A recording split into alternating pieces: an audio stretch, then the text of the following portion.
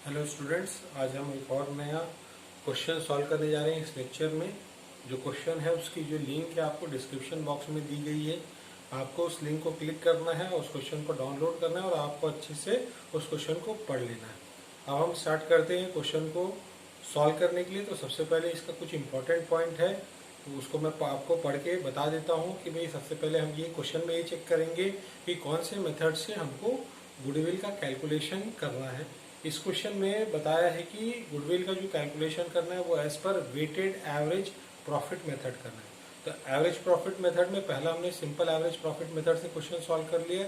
इस क्वेश्चन में हमको वेटेड एवरेज प्रॉफिट से क्वेश्चन सॉल्व करना है।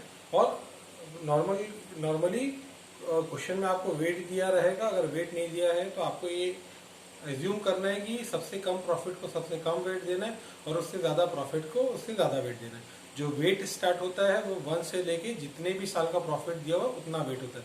अगर 4 साल का प्रॉफिट दिया है तो वेट होता है 1, 2, 3, 4, जिसमें जो 1 वेट होता है वो सबसे कम प्रॉफिट को दिया जाता है, उससे ज़्यादा प्रॉफिट को 2, उससे ज़्यादा प्रॉफिट को 3, उससे ज़्यादा प्रॉफिट को 4। अगर हम यहाँ पे क्वेश्चन देखते हैं तो 4 साल का प्रॉफिट दिया हुआ है और हमको चारों साल का वेट बता दिया है कि 16-17 का वेट है 1, 17-18 का वेट है 2, 18-19 का वेट है 3 एंड 19-20 का वेट कितना है 4 है। तो यहाँ पे हम एज पर इंक्रीजिंग प्रॉफिट नहीं देंगे, एज पर जो क्वेश्चन में दिया हुआ उसके अकॉर्डिंगली हम वेट पुट अप करके हम वेटेड प्रॉफिट का कंप्यूटेशन करेंगे। तो सबसे पहला स्टेप है स्टेप नंबर 1, शुद्ध लाभ एडजस्टेड प्रॉफिट का कैलकुलेशन का। तो स्टेप नंबर 1 हम पहले सॉल्व कर लेते हैं।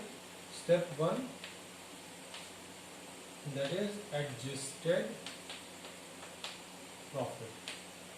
तो हाँ, यहाँ पे क्वेश्चन में हमको 2017-18, 18-19 सॉरी यहाँ पे 4 साल का गिवन है।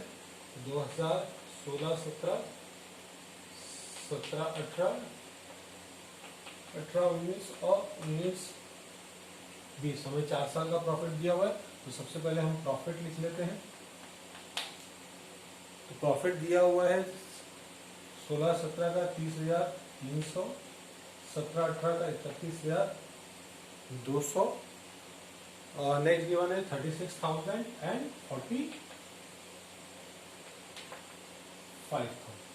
तो 4 साल का प्रॉफिट हो गया। हम इस पे एडजस्टमेंट का कैलकुलेशन करते हैं, देखते हैं क्या कोई एडजस्टमेंट दिया हुआ है। तो पहला पॉइंट दिया हुआ है कि 1 अप्रैल 2017-18 को एक मेजर रिपेयर्स किया गया और उसको रेवेन्यू अकाउंट में हमने लिख लिया। तो नॉर्मली रिपेयर्स हुआ है तो उसको हम कहाँ पे लिखेंगे, प्रॉफिट एंड लॉस अकाउंट में ही लिखेंगे। प्रॉफिट एंड लॉस ही हमारा क्या है, रेवेन्यू अकाउंट है। नेक्स्ट यहाँ पे बोला कि उस जो सम को है जितना भी रिपेयर्स हुआ उसको कैपिटलाइज करना है।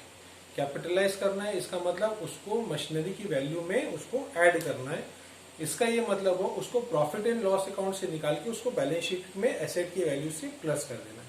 तो अगर हम रिपेयर्स एक्सपेंसेस को प्रॉफिट एंड लॉस अकाउंट से हटाएंगे तो उससे प्रॉफिट एंड लॉस पे क्या इम्पैक्ट होगा, हमारा प्रॉफिट क्या हो जाएगा, बढ़ जाएगा। तो ये कौन से ईयर का प्रॉफिट है, 17-18 का। और रिपेयर्स का अमाउंट कितना दिया हुआ है, 9,000। तो सबसे पहले हम क्या करते हैं, जो रिपेयर है उसको कैपिटलाइज किया गया तो हम उसको ऐड कर देते हैं। Add repair capitalised. रिपेयर कौन से साल में हुआ, 17-18 में हुआ। कितने का हुआ, 9,000 का हुआ। उसको हमने प्रॉफिट एंड लॉस अकाउंट में लिख लिया था जिससे हमारा प्रॉफिट क्या हो गया, कम हो गया था। अब उसको प्रॉफिट एंड लॉस से हटाना है तो एक्सपेंसेस को अगर हम हटाएंगे तो ऑटोमेटिकली प्रॉफिट क्या होगा, हमारा बढ़ जाएगा। नेक्स्ट यहाँ पे एक और इंफॉर्मेशन ऐसी दी हुई है कि उस पे जो डेप्रिसिएशन होता है, क्योंकि एसेट हो गया, मशीनरी पे रिपेयर किया, उसको कैपिटलाइज किया, इसका मतलब उसको मशीनरी की वैल्यू में इंक्लूड कर दिया। और अगर मशीनरी की वैल्यू में इंक्लूड कर दिया तो वो एसेट बन गया और उस पर डेप्रिसिएशन भी चार्ज करना है, ऐसा क्वेश्चन में दिया हुआ है। और वो डेप्रिसिएशन का परसेंटेज है 10% और डिमिनिशिंग बैलेंस मेथड पे हमको डेप्रिसिएशन कैलकुलेट करना है। तो अब देखेंगे यहाँ पे हमारा ईयर स्टार्ट हो रहा है 1 अप्रैल, रिपेयर भी हुआ है 1 अप्रैल को। इसका मतलब पूरा का पूरा 1 साल का जो डेप्रिसिएशन है उसको हमको क्या करना पड़ेगा, 17-18 में कैलकुलेट करना पड़ेगा। तो हमने यहाँ पे लिखेंगे डेप्रिसिएशन, ठीक है। अब डेप्रिसिएशन है तो फर्स्ट ईयर में तो आपका एज पर कॉस्ट ही लगने वाला है, 9,000 है। तो रिपेयर भी 1 अप्रैल को ही हुआ है, इसका मतलब पूरे 12 महीने का डेप्रिसिएशन लगेगा। तो 9,000 का जो 10% है वो कितना आया, 900 रुपया आया। तो डेप्रिसिएशन कितना कैलकुलेट हुआ, 900। डेप्रिसिएशन चार्ज करेंगे तो प्रॉफिट क्या हो जाएगा, कम हो जाएगा। अब नेक्स्ट ईयर में 18-19 में ओपनिंग वैल्यू जो हो जाएगी वो कितनी हो जाएगी, 8,100, दैट इज 9,000 माइनस 900, तो कितनी हो गई 8,100। अब जो डेप्रिसिएशन डिमिनिशिंग बैलेंस मेथड है, मतलब जो ओपनिंग वैल्यू होगी उस पर्टिकुलर ईयर में उस पे डेप्रिसिएशन कैलकुलेट होगा। तो ओपनिंग वैल्यू कितनी हो गई, 9,000 माइनस 900, तो 8,100 क्लोजिंग वैल्यू हो गई 17-18 की, वही बनी ओपनिंग वैल्यू 18-19 की। तो 18-19 की ओपनिंग वैल्यू कितनी है, 8,100। 8,100 का 10% कितना आया, 810। तो यहाँ पे मैं आपको कैलकुलेट करके बता देता हूँ। दैट इज 1 अप्रैल 2017 को 9,000 का रिपेयर किया, जिसको हमको कैपिटलाइज करना है, मतलब एसेट की वैल्यू हमने प्लस कर दिया। अब वो एसेट बन गया तो उस पर जो डेप्रिसिएशन है हमको चार्ज करना है, और डेप्रिसिएशन चार्ज करने से प्रॉफिट क्या हो जाएगा, कम हो जाएगा।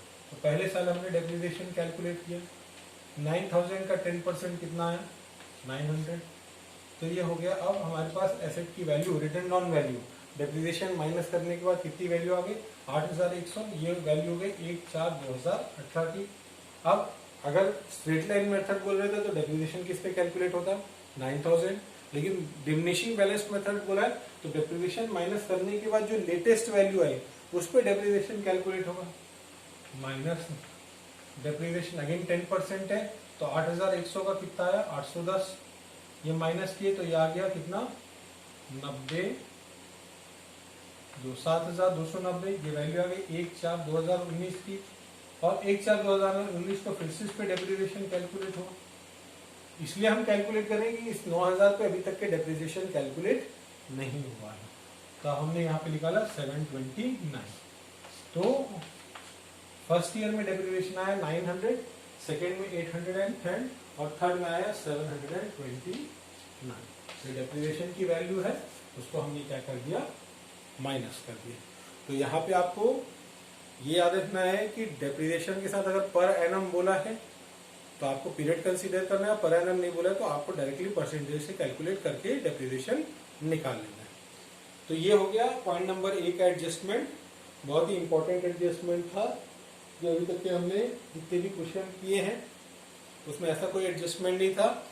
तो यहाँ पे एडजस्टमेंट क्या बोल रहा है कि मशीनरी पे रिपेयर्स किया गया है, उस रिपेयर्स को जिस साल हमने किया उस साल के प्रॉफिट एंड लॉस अकाउंट में इंक्लूड कर दिया था।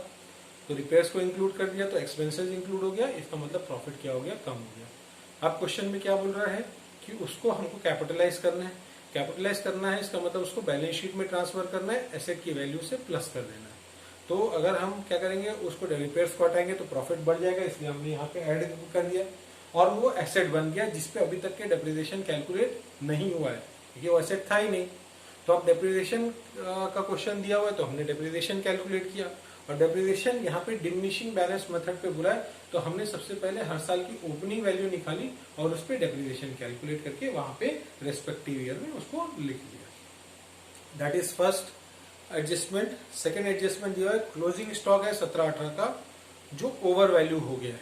ओवर वैल्यू हो गया मतलब उसकी वैल्यू ज्यादा दिखाएं। अब क्लोजिंग स्टॉक कहाँ पे आता है, क्रेडिट साइड आता है। क्रेडिट ज्यादा दिखाया तो ऑटोमेटिकली इनकम भी क्या हो गई, ज्यादा हो गई, लेकिन वो ज्यादा होनी चाहिए थी क्या, नहीं। तो हम उसका इफेक्ट करेंगे। तो यहाँ पे हम ओवर वैल्यूएशन हुआ, तो ओवर वैल्यूएशन होने से प्रॉफिट बढ़ गया था, लेकिन उसको बढ़ना चाहिए था क्या, नहीं। तो हम उसका रिवर्स इंपैक्ट किए, प्रॉफिट को क्या कर दिए, कम कर दिए। Over valuation of stock in 2017 कितने का ओवर वैल्यूएशन है, 3,600 का। तो यहाँ पे 3,600 को क्या कर दिया हमने माइनस कर दिया। अब ये जो क्लोजिंग स्टॉक है वो 18-19 का ओपनिंग स्टॉक बनेगा। ओपनिंग स्टॉक भी ओवर वैल्यू होगा, क्योंकि क्लोजिंग स्टॉक ओवर वैल्यू है, इसका मतलब ओपनिंग स्टॉक भी ओवर वैल्यू है। तो ओपनिंग स्टॉक कहाँ आता है, डेबिट साइड। डेबिट आपका एक्सपेंसेस साइड है, तो इसका मतलब आपने एक्सपेंसेस को ज्यादा दिखाया तो प्रॉफिट पे क्या इंपैक्ट हो गया, प्रॉफिट कम हो गया। कम होना चाहिए था क्या, नहीं। तो इसको आप क्या कर दोगे, प्लस कर दोगे। तो यहाँ पे over valuation of opening stock, expenses आपने ज्यादा दिखा दिए हैं, लेकिन आपको ज्यादा दिखाने चाहिए था क्या, नहीं। तो एक्सपेंसेस को आप हटाओगे तो प्रॉफिट क्या हो जाएगा, बढ़ जाएगा। तो यहाँ पे हमने प्लस कर दिया 3600। लास्ट एडजस्टमेंट दिया हुआ है, that is C, to cover the cost of management and annual charge of 7200 should be made for the purpose of goodwill valuation. मतलब अभी तक के मैनेजमेंट की कॉस्ट है वो इंक्लूड नहीं की गई है, उसको इंक्लूड करना है, और इंक्लूड करेंगे तो फ्यूचर का जो प्रॉफिट होगा वो क्या हो जाएगा, कम हो जाएगा। तो ये बन गया एक्सपेंसेस नॉट चार्ज। तो हम इसको एज इट इज स्टेटमेंट करते हैं, लेस कॉस्ट ऑफ मैनेजमेंट।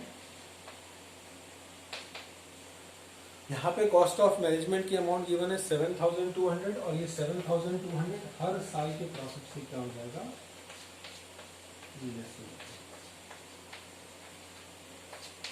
हमने उसको लेस कर दिया। अब जो बच गया वो हमारा सबसे पहले क्या हो गया, ये हमारा हो गया एडजस्टेड प्रॉफिट। तो 30,300 माइनस 7,200, ये आ गया 23,100। फिर यहाँ पे हमने कैलकुलेट किया 31,200 plus 9,000 minus 900 minus 3,600, sorry 31,200 plus 9,000 minus 900 minus 3,600 minus 7,200, यहाँ पे आ गया 28,500। फिर हम कैलकुलेट करते हैं 18-19 का, तो 36,000 माइनस 810 माइनस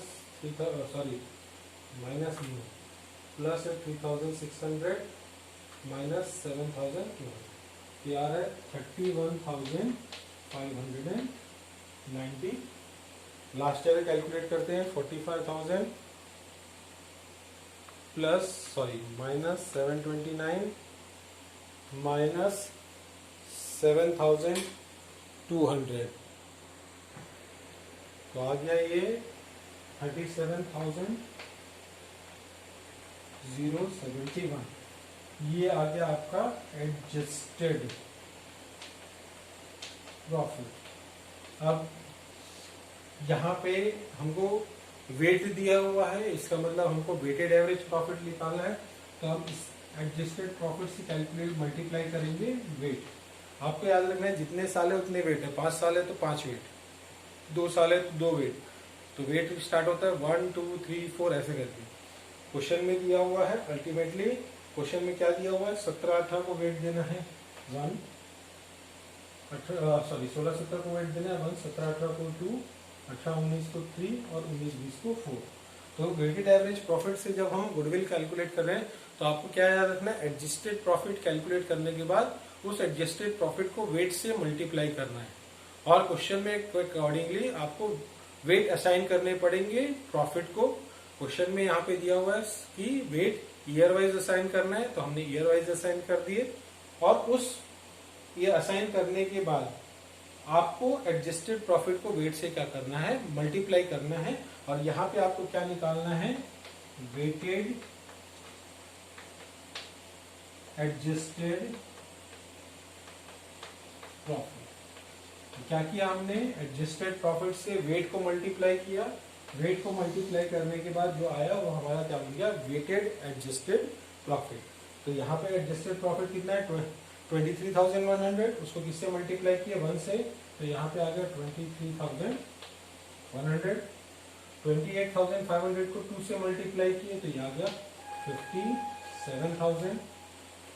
31,590 को 3 से मल्टीप्लाई किया तो ये आ गया 94,770, और 37,071 को मल्टीप्लाई किया 4 से तो ये आ गया 1,48,284। तो ये आ गया आपका क्या, वेटेड प्रॉफिट। तो यहाँ पे क्या याद रखना है, सिंपल एवरेज प्रॉफिट मेथड और वेटेड एवरेज प्रॉफिट मेथड में क्या डिफरेंस आ गया? पहला डिफरेंस आ गया, जैसे आपने एडजस्टेड प्रॉफिट कैलकुलेट किया उसके बाद उस एडजस्टेड प्रॉफिट को वेट से मल्टीप्लाई करना है और आपको क्या निकालना है? वेटेड एडजस्टेड प्रॉफिट निकालना है। नेक्स्ट स्टेप नंबर 2,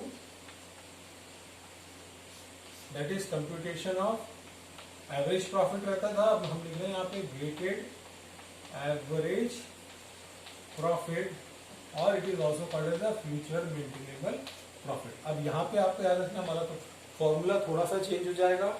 यहाँ पे हम लिखेंगे total weighted adjusted profit divided by, पहले टोटल ईयर करते थे, अब यहाँ पे करेंगे टोटल वेट। अब हम सबसे पहली बात तो वेटेड एवरेज प्रॉफिट लिख लेते हैं, that is 23,100 plus 57,000 plus 94,770 plus 1,48,284 divided by total weight 1 plus 2 plus 3 plus 4। तो यहाँ पे हमने वेट का भी टोटल किया, जो वेट का टोटल है वो आ गया 10। अब यहाँ पे प्लस करते हैं 23,100 प्लस 57,000 प्लस 94,770 प्लस 1,48,284। ये आ रहा है हमारा 3,23,154 डिवाइड किए इसको, ये आ गया ₹32,315.4 rupees. This is weighted average profit, future maintainable profit. And last step, that is step number 3, that is calculation of goodwill. यहाँ पे अगेन थोड़ा सा फॉर्मूला चेंज हो जाएगा। हमने क्या निकाला? Weighted average profit multiplied by number of purchase year. तो वेटेड एवरेज प्रॉफिट कितना है? 32,315.4 मल्टीप्लाइड बाय, क्वेश्चन में देखते हैं क्वेश्चन में क्या बोला है, दैट इज 3 years परचेज, तो मल्टीप्लाइड बाय 3, तो 32,315.4 मल्टीप्लाइड बाय 3, ये आ रहा है 96,946.2 है। तो इसको अप्रोक्सीमेटली हम लिख लेते हैं, it is 96,946। That is the amount of goodwill in this question. इस क्वेश्चन के में गुडविल की अमाउंट कितनी आई? गुडविल की अमाउंट है 96,946। तो ये बहुत अच्छा क्वेश्चन है, एक तरीके का इम्पोर्टेंट क्वेश्चन है, क्योंकि इसमें जो एडजस्टमेंट है वो बहुत ही अच्छा है। आपको ये याद रखना पड़ेगा कि भाई उस एडजस्टमेंट को आपको कैसे सॉल्व करना है, तभी ये क्वेश्चन बन पाएगा। ये आज की क्लास के लिए इतना ही। नेक्स्ट लेक्चर में हम नेक्स्ट क्वेश्चन सॉल्व करते हैं। Thank you.